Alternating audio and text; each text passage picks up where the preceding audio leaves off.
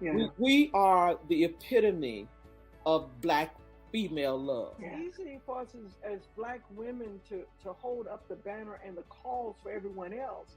But again, who holds up the banner and the cause for that we as a black church are perpetuating the same behavior as a patriarchal evangelicals have been That's doing. right.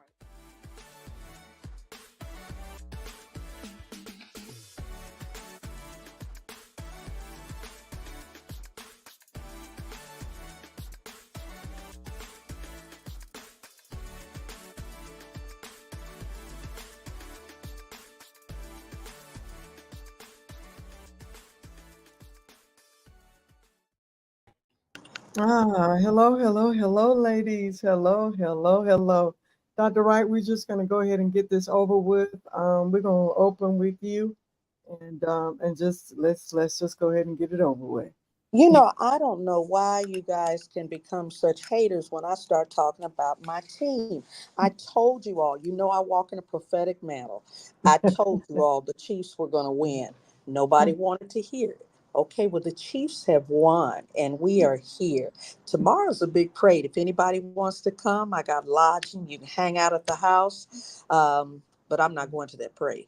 Anyway, Oh, you know, when you oh get you pick your battles, and my. I went to the last one. My husband was so encouraging. He had this huge blanket, and he kept telling me throughout the whole parade, "You're not cold. You're not cold." But I was cold. I was cold. And tomorrow the weather is going to be even better. So um, I'm excited about that. But no, I'm not going to go to the parade. I'm so Well, you have to admit, and we do want to welcome Leslie Powell, no, Rosalind Leslie, I'm sorry, and Dr. Aminata, who's with us today, and Bridget Miller. We do want to recognize you for listening with us today. Go ahead and like, tag, and share. Bring those others in. Now, right, you have to admit that you weren't as confident as you had been in some of those other Super Bowls, as that fourth quarter was rolling around. You have to admit Ooh, girl, that'll preach because you know, my mom has dementia, and my mom, we make sure that she goes to every football party. My brother has hosts these football parties in his home, and we make sure that my mom's at every one. And the interesting thing was, as my mom watched the game, she kept saying, "Nobody scored. Nobody that. scored. Wow, How are she they going kept to win saying if they that. Oh don't wow. score?" So she even, you know, she knew that it wasn't going to go well if somebody didn't score pretty quickly. But we ended up pulling it out, and I'm grateful. Mahomes was Mahomes in his own fashion. In the Yeah, close, that definitely would go down as one of the classic Super Bowls. oh yeah, Most, wow. yeah, yeah, yes. yeah. He's a very talented young man and a very humble young man, and He that gets makes it even angry that though. much He gets better. angry on that sideline when they don't do what they're supposed to do. I don't know about humble. He may be humble in other ways, but when on that football field, he was angry. Who was Well, angry? The first half that I saw. Uh, Mahomes? Uh-huh. What Oh, quarterback, right? That's y'all yeah. talking. Yeah. Uh-huh. Okay. Yeah. Yes. You saw him angry? It appeared that way to me. you mean But him or Kate? I don't watch it that much, so it Oh, don't okay. it don't it doesn't mean anything. Oh, okay. I might have missed that, but it's all right. It's all right. Listen, ladies. Dr. Wallace, you doing all right today? I'm hanging. You hanging good. Well, thank you for hanging. As I mean, R.W. Shambach used to say, when it gets like that, tie a knot in the rope and hang on. That's it. That's exactly what I'm doing. It's Holding on. that's all we can do, and I appreciate that. Definitely, our prayers are with you, Dr. Burns. Good to see you as Good to see always. you. As Oh, always, good to see you. Yes. I know we have a guest that is backstage. That is, well, let me say that before I've been blessed to I had to travel to Tennessee on yesterday and got back this morning. And when I left, when you fly, hopefully most people do. You kind of look at the weather forecast and what it's like. And so I flew out of rain to go into rain. But I know that I looked at the weather forecast and it said that Sunday, Monday, Tuesday for the DC area was rain. We're just going to have heavy rain. And so it is some point while I was in Tennessee and pulled up because I have YouTube TV, not doing the plug for them, but I have YouTube TV and pulled it up and to look at the local, the local station. But before I opened the station, I saw it said winter weather advisory. And I was like, how did we go from rain to winter weather advisory? And then I kept seeing 1 to 4, right? 1 to 4. I knew that wasn't, And so here it was, I left in rain and come back. And, the pilot says, they were coming back to flurries. But everything north of DC is essentially was shut down today because they got 46 inches of snow happening over. Wow. Yes. It went from rain Wow. to snow.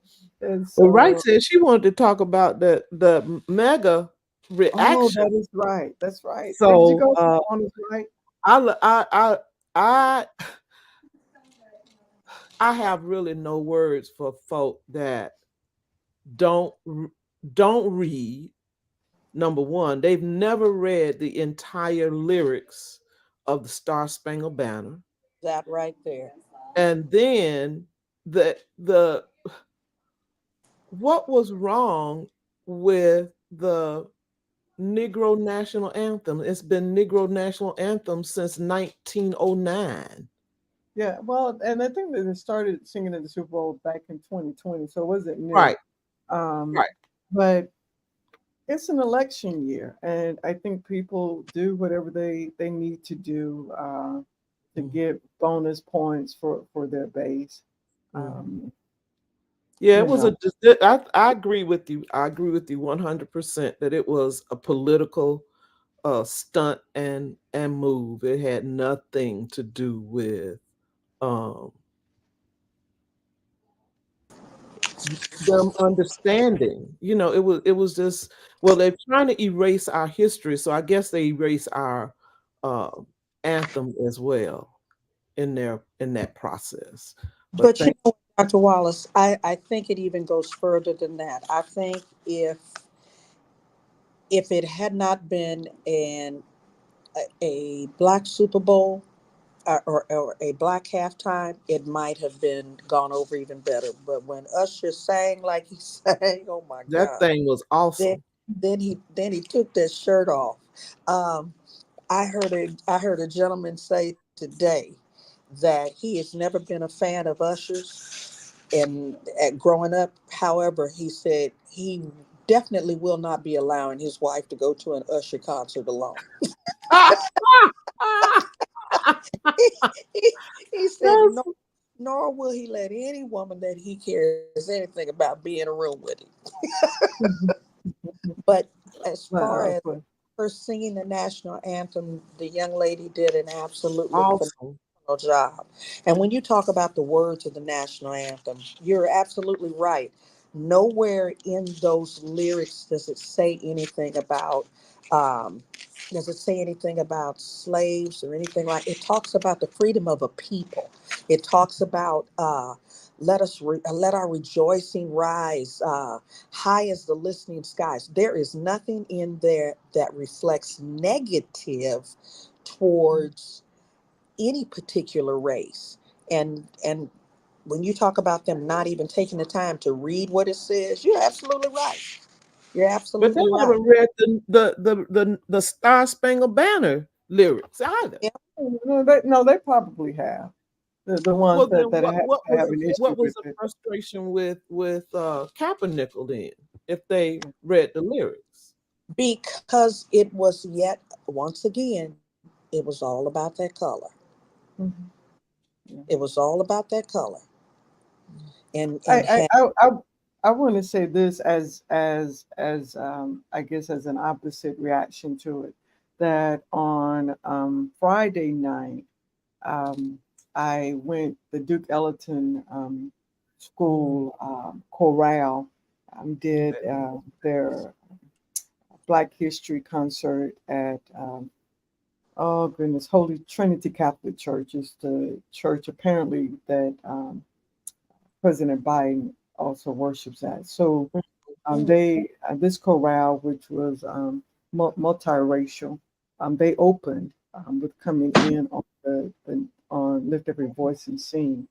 Wow. The majority of the persons that were there were they looked white. I can't say they were white, but they looked white, and that when the chorale began, and it wasn't printed for them to do, but when they began with the song "Lift Every Voice and Sing," the everyone that we're talking about this church that had about 500-600 people in it, who were primarily of lighter hue, who all stood to their feet Wow. as well as they began and they opened with that. So I just and so I want to put that as an aside. That was my experience on Friday night, with this chorale and their singing of this national anthem compared to a few people who are trying to get some extra votes.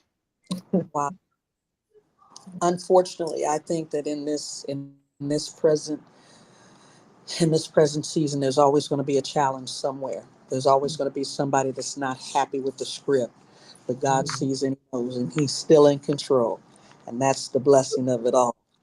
Ladies, we've I got a also want to raise, if before we leave, the noise about Biden's memory about his son's death.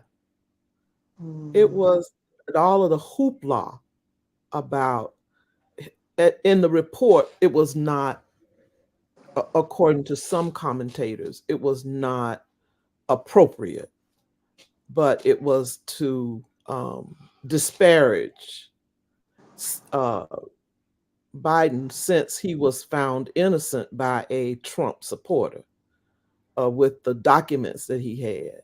But we still got to see what happens with the documents that other folk have. mm, And they took and shared and sold. So mm. it's going to be interesting to see And how.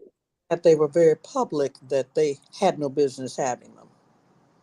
Right, right. That's kind of scary. That's kind of Yeah, scary. it's the games have begun. Well, as you're talking about that, I did see something earlier, which was really, I need a better understanding on it. They're talking about the prosecutor in Georgia, Mm. stating he's having an affair with the other prosecutor or something to that Mhm, effect, And what mhm. does that have to do with the price of bread? or that I was wondering if it was something that they had previously, if so, but you're right. What does it have anything to do with it? But they're saying that because of that, they're finding an issue with it. Hmm. That's what you But they call when don't people. have an issue Right. when it comes to somebody groping up, talking about folk groping others. Well, And they Well, don't have I don't think that Georgia has an issue, and I think that that's right, what what needs to remain on the forefront. I don't believe, and this is a state case and not a national case. mm, But because it is the president, it has national attention. But everything that I'm familiar with Georgia, Georgia does not have an issue, and that's really what matters. What that's good.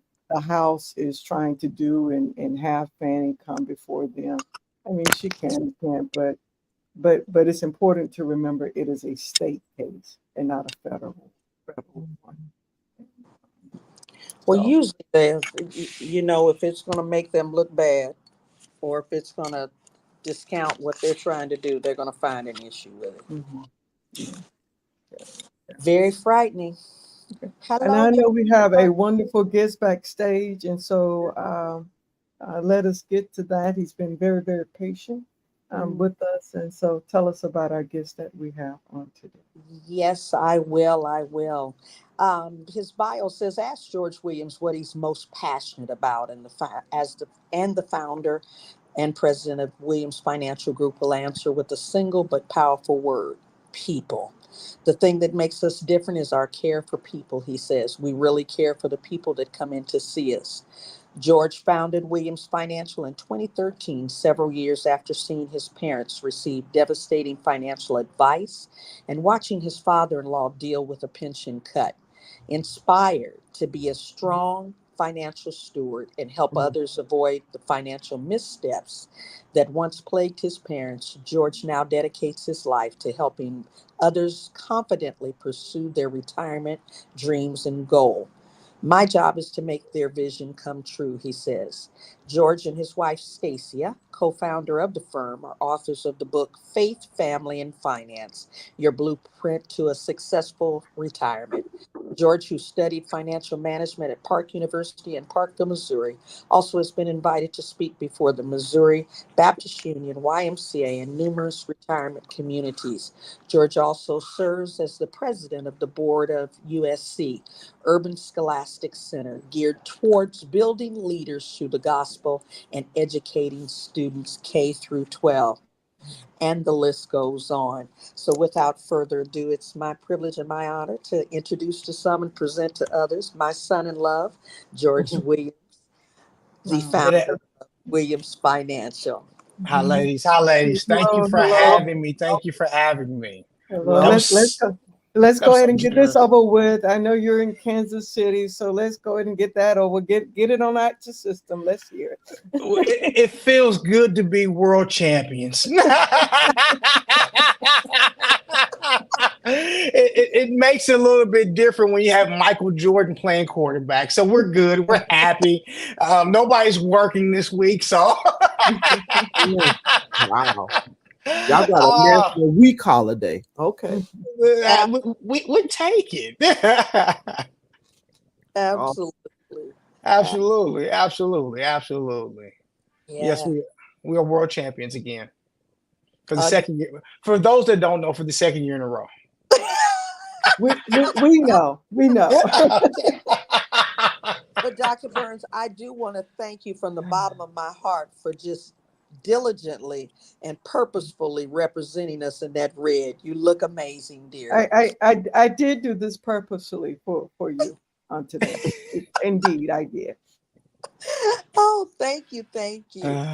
Okay, without It's further always fun. It's always fun, uh, Mr. Williams, with this group, and your mother-in-law pushes us to the brink with them Kansas City Chiefs.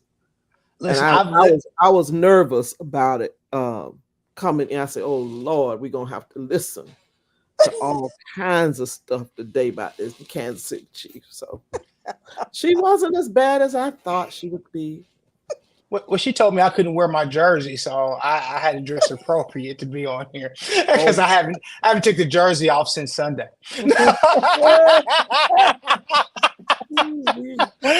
Oh, no, now you know why. Oh my gosh. This is really huge for us. It is. We've had plenty of years of heartache and pain. So the Lord was looking out for our city, and He was looking out for our hearts. So He wants some of us to stay around here a little bit longer.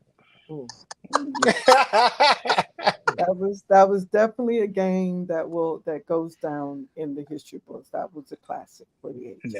Yeah. Next time we rather just have a blowout. We don't want to be sitting on the edge of our seats the whole game. We want to see them just blow the other I'm team out. glad. Yeah, that was the only saving grace of the game. You guys were at the edge of your seats. We were.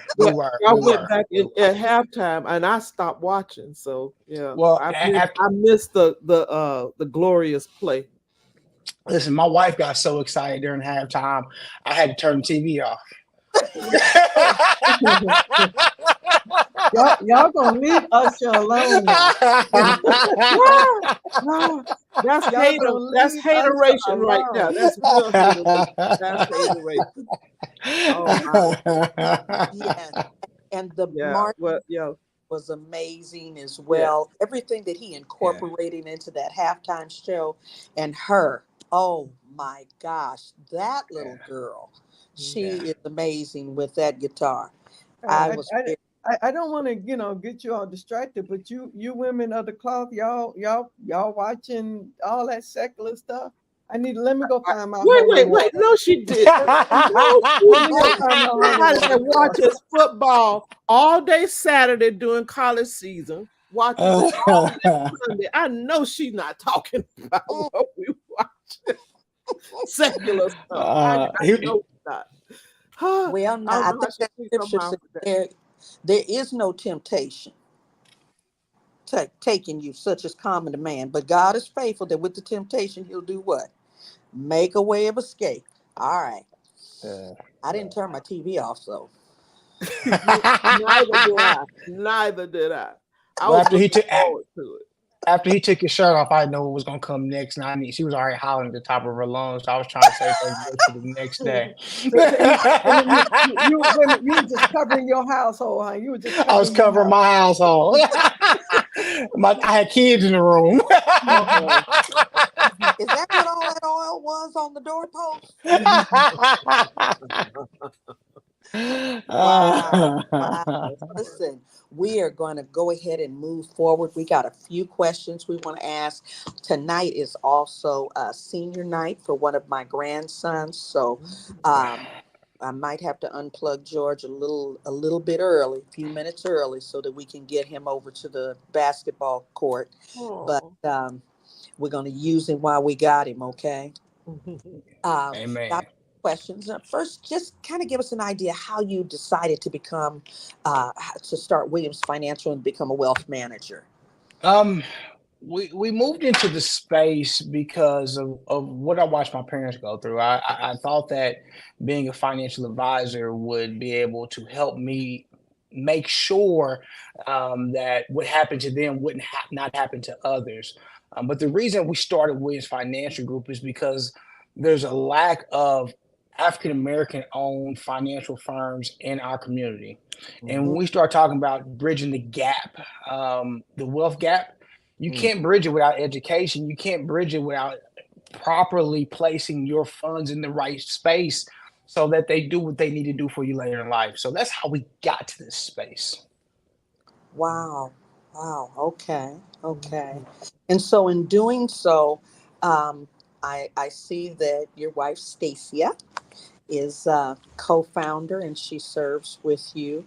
And Yes. what type of training, what comes with that to get to this place? So of course you have to go get licensed, but I think that it goes a step further. I think the thing that has made us successful is that we actually care about the people that sit on the other end of the table.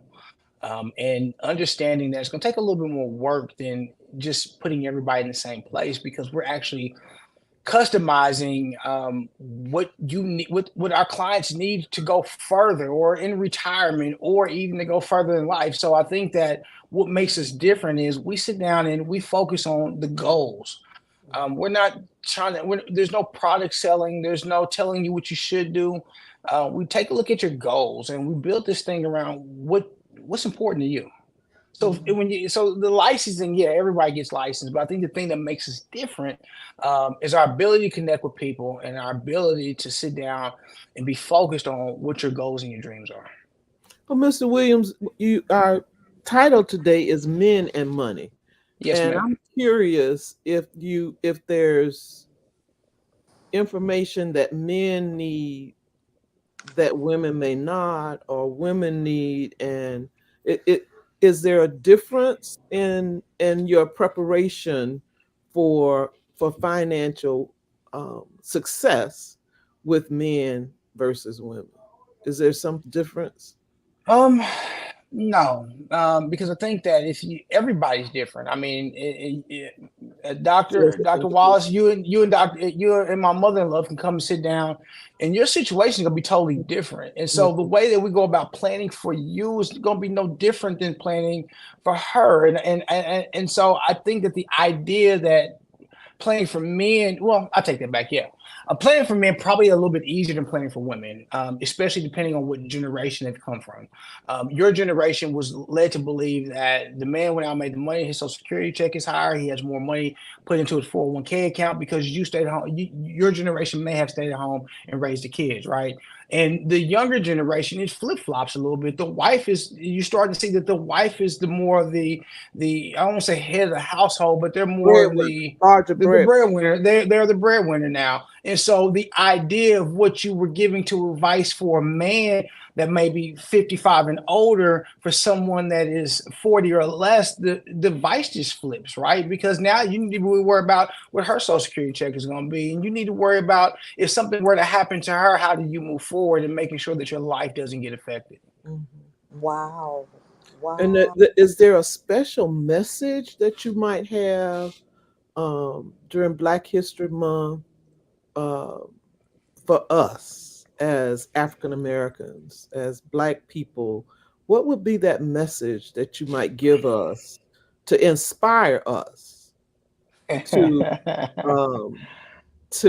look at what you're talking about early enough so that the benefits are they're able to embrace and receive those benefits in a timely manner.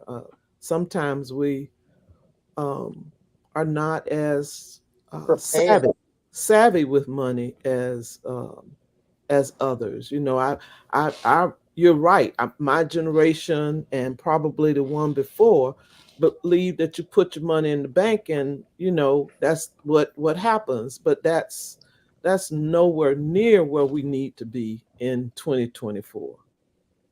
Mindset. We have to change our mindset when it comes to money. And what I mean by mindset is what you believe money is for, right? I hear a lot, and I'm going to just touch on something real quick, and I'm going to come right back. You hear a lot about generational wealth. You hear a lot of people talk about generational wealth. I want to pass generational wealth on, but we're talking about building generational wealth. But we're going out and buying the Bentley or the Ferrari, and not really focused on what generational wealth looks like. Most times in our community, we start off at zero. So reality is that negative. Well, negative, zero, negative. It's all about the same, right? But the reality is, if we're going to talk about generational wealth, then we're setting it up today to pass it tomorrow. And the idea that we're saying do you want to be wealthy or do you want generational wealth? And I think it starts with understanding what you personally want. But all that comes around mindset. The mindset is everything. Mindset of understanding money, our mindset on what we believe money can do for us. And more importantly, I think that we have bad habits when it comes to mindset and how we spend our money. Yeah. Oh, yes.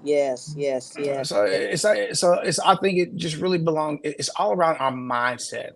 We have the basics. I think a lot of times we're so focused on Instagram and Facebook and telling us that, all right, go buy Apple stock, go buy Amazon stock. This is what you need to do. But what's the foundation look like? Do we have our credit built the right way? Do we understand how to budget? These are things that I believe that are the foundation of that. Because if we don't have those things in order, and how to save, because how do you go invest money and you don't even know how to save, right? And so when you start talking about how do we do this, it begins with the mindset. And those things, that foundational piece is credit, budgeting, and saving. That's where you start from. And so in our community, I think that we get pulled in so many different directions on what to do now, that we need to know where to start from. That's good. And to kind of stay with that generational wealth, because I see, and this is really disturbing to me. I have seen lucrative businesses that have been in families for years, Black families that have been in families for years. However, as the parents get older, the children are either distracted or there's a loss of interest, uh, and it makes me think of well, they lose interest in the business, or they think it's not a business that they want to pursue, but it's Mhm. has sustained the family, and they don't want to take that on any longer. And it really breaks my heart, because our grandparents have worked for years and really poured into this and built this up so that the children would have generational wealth.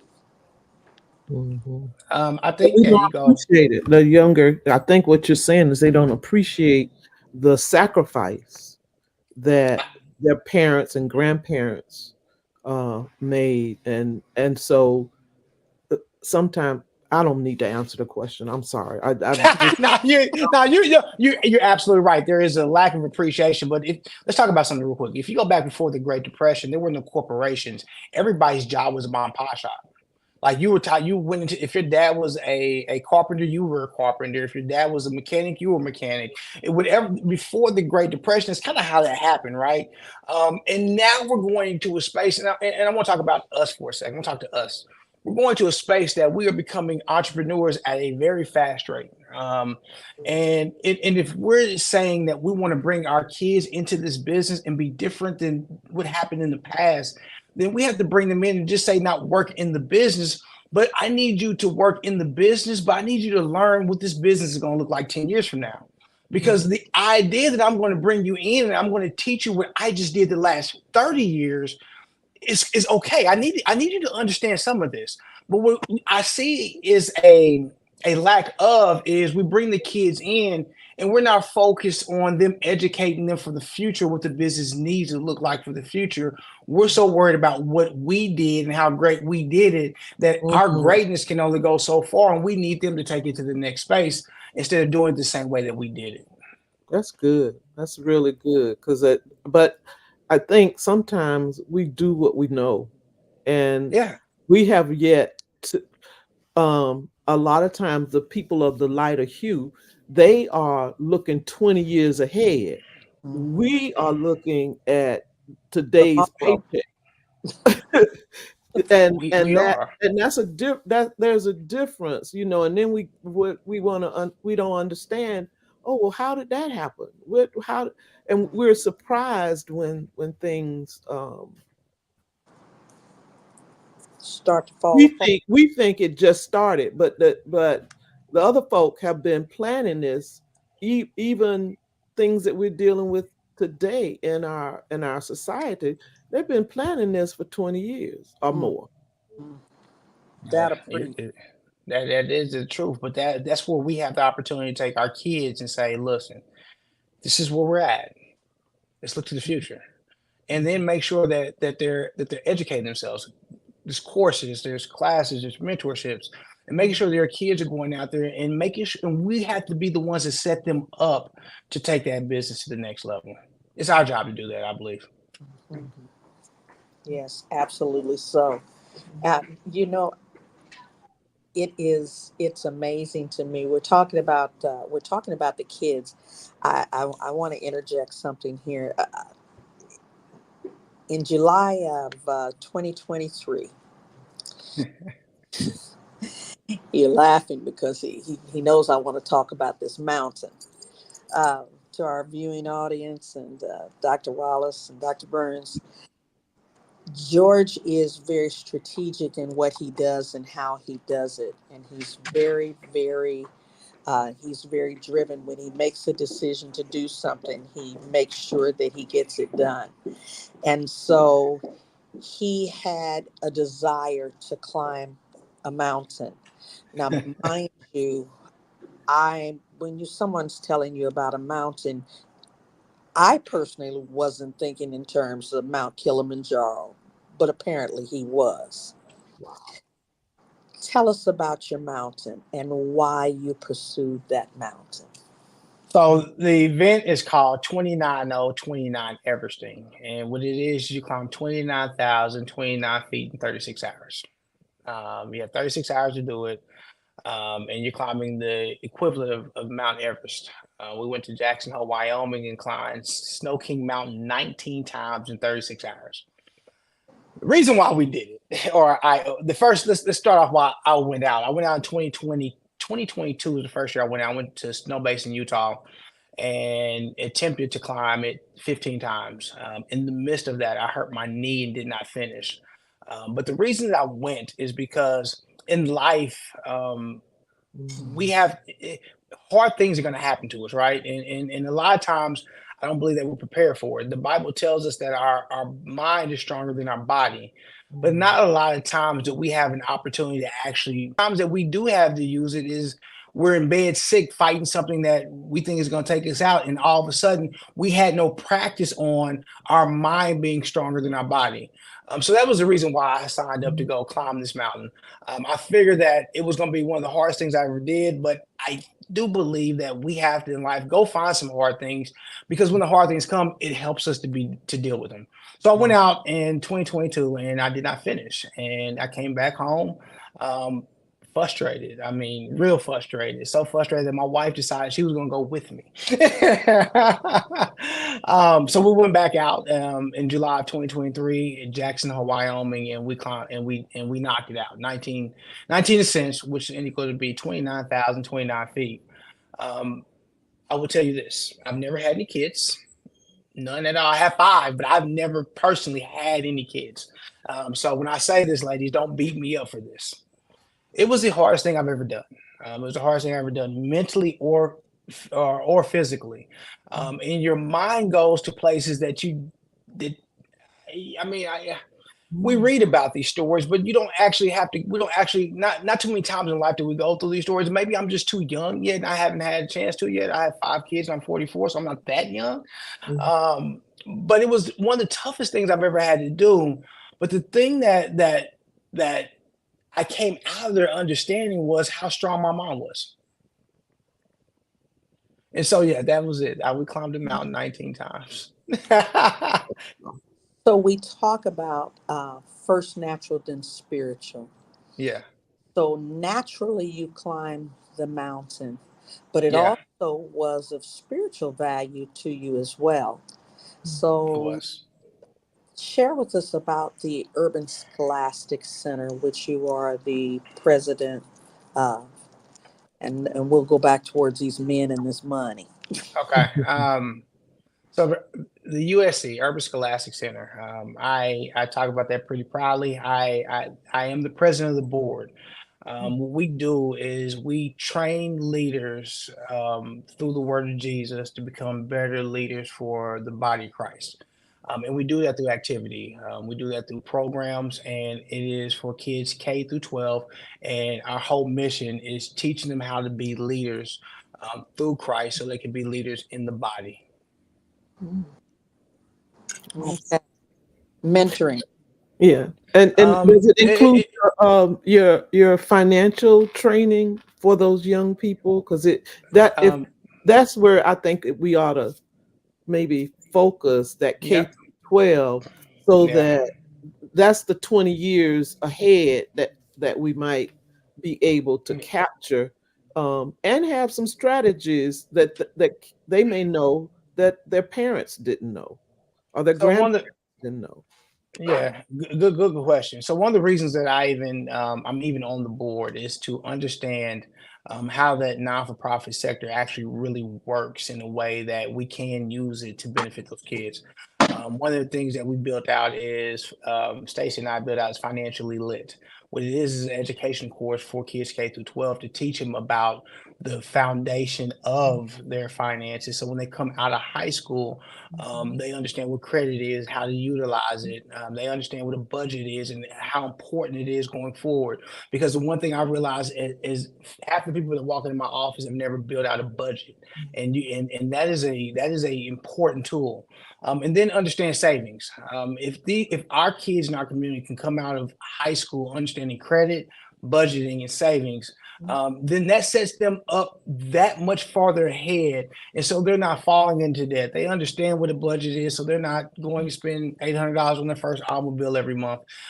They understand what it's like to live off of, maybe 20 or 30% of the money they have coming in, or even 50%, and they're saving the rest. And understanding these things at a young age is really important, because when we look at our community, they're not, the habits that we're taught about money right now aren't good.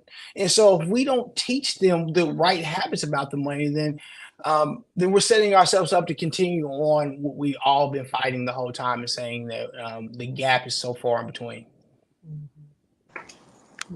So as part of that, in doing so, do you teach them how to budget? Are they taught how to manage the money in a sense of having more month at the end of the money than money at the end of the month?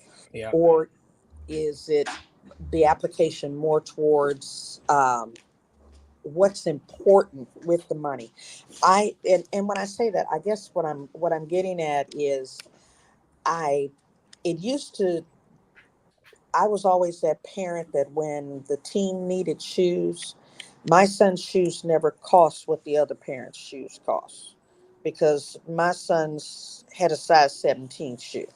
And so I had to pay a whole lot more money for my shoes than the other parents whose kids were 11 and 12s. They got that $87 package, and I got that $130 package. And so I think it is really, really important that our children understand that belt's not belt's not what's going to benefit you in the long run. But having something, and I guess what I'm getting at is, it seems like with these kids today, it's as soon as I get that check, then I run and I spend that whole check, and before 12 o'clock that night, that check's gone. So now I got to go back to work and work for the next week to build up some money. So there's the savings advantage is what's missing, and how to save. And then I know that it used to be that you could take a child under the age of 12, I believe, into the bank with $1, and they could open an account. Yep. And I don't know if that's still the process now, but I know that there are a lot of grandparents that would love to know, how do I help my child or my grandchild initiate the savings process? So before I go, I'm gonna come back to there, but you said something just a second ago. I remember, you guys remember, the Michael Jordan tennis shoes, right? I've had one pair my entire life, and let me just tell you how that happened. So when they came out, I bugged my dad to go. Everybody else at school had Jordans, so I want some Jordans too, right? So I was like, "Can you buy me some Jordans?" They were like $100, and he's like, "No. I'm not spending $100 on a pair of tennis shoes." At that time we couldn't afford it, but more importantly, he wasn't just gonna spend $100 on tennis shoes, right? He's like, "You can go get any other shoe but that shoe," and any other shoe means they have to be less than that shoe. But a couple of years later, I got my first job, right? And it was at JCPenney's, and I got my first check, and my check was $124, right? And so the first thing I was gonna do was gonna cash my check. I was gonna go down. I was in Barrister Mall. I was gonna go across the street to Foot Locker. I was gonna buy me some Michael Jordan. Actually, it was upstairs. I was gonna buy me some Michael Jordan tennis shoes, right? So I walked across the street to Walmart. It was Super Walmart at the time. Cashed my check. After they charged me $5 for cashing my check, I had less than $120, right? That was like 118 or something like that. So I walked over to Foot Locker. I walked into Foot Locker. They ring up the Michael Jordan tennis shoes, and it was like it was all my money. Literally, I had $2 left. Needless to say, I took my money off the counter and I walked out the store, and I didn't buy any Michael Jordan tennis shoes till I was in my 30s. Wow. And the only reason why I bought something then because my wife told me I need to have at least one pair. But going back, Miss Wright, grandparents can go open bank accounts for the kids. Gabrielle turned 13 last year. She got her first bank account. She saved up her little birthday money, and we went and opened her bank account. But I want to go back to the beginning of that question. If we don't understand how to budget, we're going to keep spending our money on Michael Jordan tennis shoes when we don't have, but all the money we have is to go buy the Michael Jordan tennis shoes. If we don't learn how to budget, we're going to continuously not be homeowners in America. If we don't learn how to budget, the idea that we're going to take a business and we're going to grow a business does not happen. But more importantly, if we don't know how to budget, we can't be sustainable, and we're going to keep moving back in with our parents. Wow. Credit becomes so important because what age did you properly learn how to use your credit, Dr. Wallace? I was grown. You was grown. Yeah. Well, but let me tell you this: you were grown because if you don't learn how to use your credit at a young age, you're gonna come out of college and you're gonna go into the wrong kind of debt before you get the good kind of debt. And more importantly, they're gonna give you a credit card as soon as you get to college. And if it's $1,000, you got $1,000 on that credit card in 2 weeks. I mean, just because you think you need it, right? But we don't understand what credit utilization is, or what kind of credit to accept, or even at what stages do we need to add this credit to our portfolio. So therefore, if we walk out of college or we walk out of high school and we got a 500 credit score or 400 credit score to start with because we didn't understand how to use it the proper way. And don't get me wrong, there's a reason why they're not teaching you about credit in school, because there's a lot of money made by credit card companies when you go to college and you run up all those credit cards and they know you can't pay for them, but at the same time, you can't get no student loan, but they give you a credit card, right? Wow. And then the last part about that is, who taught you how to save money?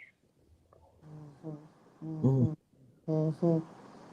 mean, really, that's a question. Who taught you how to save money? Because my grandmother taught me how to save money, but the way my grandmother taught me how to save money worked in the 1960s. Oh, I mean, it did, right? It did. I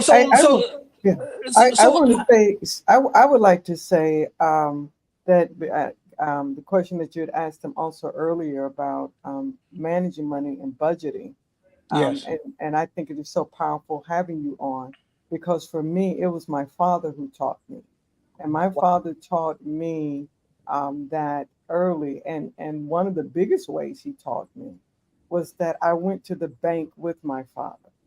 I sat down when my father met with the banking agent.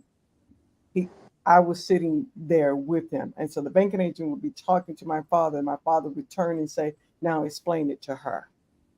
And so I appreciate, and with you and talking about men and money, but I also know the importance of hearing my own father's voice when it came to money, right? And being able to see him do it in a way of ingraining it to me early, that even if I didn't understand what was being said, I was able to watch him enough to understand part of the process. Well, you know, Dr. Burns, That's big. That's big. it goes. I hear God telling Moses, rehearse this in the ears of Joshua. He said, you got to rehearse this in his ears, and that thing being rehearsed. I had a piano teacher. I never really learned how to play the piano because I was the cute little girl with the big braids, and she would take me to the bank, and the banker thought I was adorable because he wanted a daughter and didn't have a daughter. So I was his play daughter. And so God bless Miss Weddington. God bless her soul. She's gone on to glory now. But Miss Weddington would take me to the bank with her and have me sit there with my little legs crossed and be cute and smile at all the little bankers as they come by. And then she'd walk out of there happy because she got whatever little monies that she needed to get. But it is important that be rehearsed, that they see this. Many people are very visual. I'm a visual person. I may get stuck on the technology side of it, but if I can see it, you can't stop me. And so we learn differently, and that training is important. It really, really is. And Mr. Williams, it's 6:21. I don't want to be held hostage. No, So, you're fine. You're fine. okay. I want to say something real quick. As we were talking, as you ladies were talking, and somebody put along the bottom of the screen that said, we're talking about the plastic credit cards. Got to teach your child about credit. Don't know about the plastic money. They ruin my credit. But that goes back to the education about credit cards, because coming out to get them to the scores that they need to be successful, they're going to have to learn how to use that plastic card. 30% utilization, keep it under 30. Understand that this is a tool to get you. It's not money, right? It's not money. It is a tool to allow you to grow your credit, and so that you can achieve home ownership, that you can achieve these things later in life that you're going to need, because you're going to need a loan at some point in time. And if our kids can think about this, if every kid out of our community came out of high school with a 700 credit score or a 700 credit score or higher, and they understood how to budget, they could live whatever job they had, they could live off half of that money. They could save the other half until they got to a point where they had to learn investments. And then on top of that, that sets them up to walk into the world that they don't have to say, at 40 years old, I just hope to be a homeowner. Wow. I like to add on to that, because you highlighted that comment, and that comment also comes from one of our viewers who was actually my college roommate.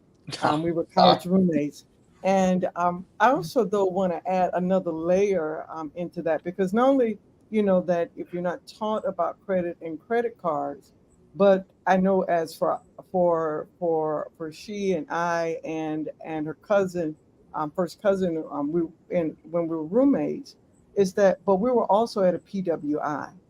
And Gotcha. at this PWI, we are also surrounded by other kids who don't look like us, but who have access to a lot of things, right? Yeah.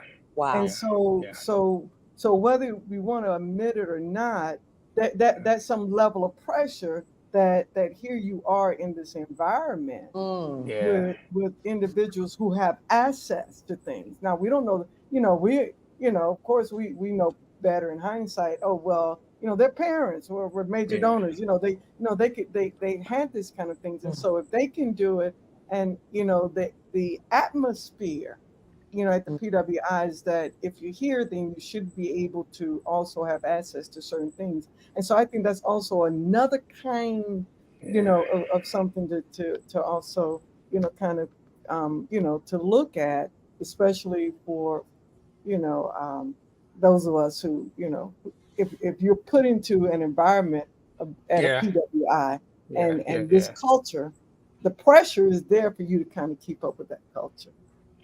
Yeah, I mean, right now I feel like the pressure is in every space, because if you turn on social media, they're telling these kids that they need this right now. And one of the things that we try to do in the household is help them understand who they are.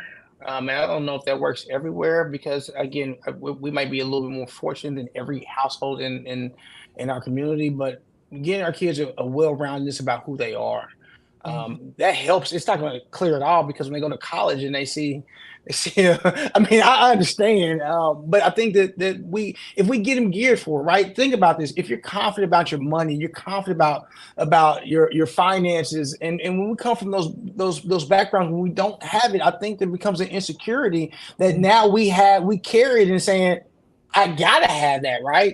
But if we come from a place that I'm confident about my credit, I'm 18 years old with a 700 credit score. I'm confident that I know how much money I need to live off of. I know how much money I need to save. Or if we're confident about some of these things, I think it changes the narrative a little bit.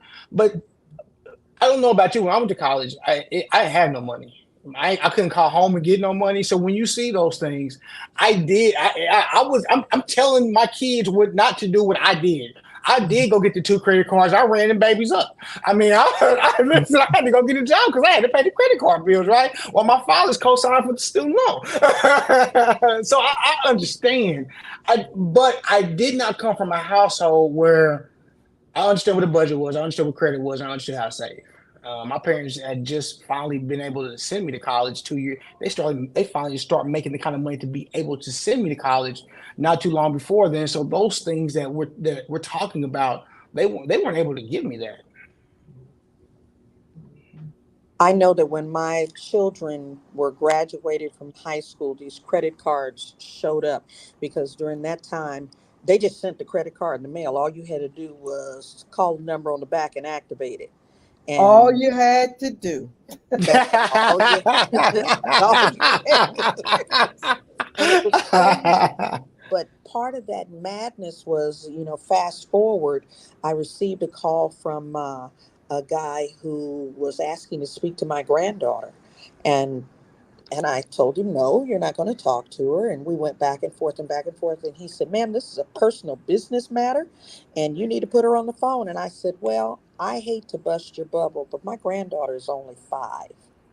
He said, what? I said, she's only 5, but someone had gotten a hold of some credit card that was sent to her in her name at 5. And they used the credit card and he was calling to demand payment. And I said, well, good luck with that. But they would just mail these cards out. There was no regard for where they were going. Hmm. So it was sabotaging a lot of kids. But then on the other side of that, I also remember counseling a woman who had taken her daughter's credit card and Mm, used that credit card and used the child's social security number. And so mm, it messed up a lot of kids as well. And so when you talk about that, I mean, it is so important that we teach them how to value what they have. The other thing was that we never sent our children to the mall or with anybody unless they had their own money. Might not have been $100, but it was enough for them to buy a drink and to buy a sandwich. mm. Let's And say go with grandma and grandpa. We send our kids with y'all with no money. here we go.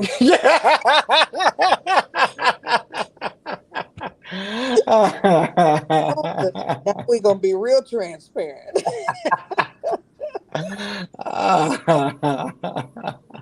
Wow, wow. This has been good. Been good. I really, really Thank you. appreciate you taking the time to come on and talk with us and just to share your story. Just want to encourage others that, there's nothing that's so far out there that we can't attain it if we have the knowledge to do what we need to do. Wow. Yeah. Absolutely Listen, wonderful. I Thank you do so I very do much thank you. for Thank you, ladies, being for with having me us on. on today. Wow. Thank Hang you. around backstage for us if you would, please. All That right. was All good. right. That was very good. Very much needed. All right. Thank you all, viewing audience, for being with us on today, and those of you who will watch later. We bless God for you, and Lord says the same. We'll see you same time next week.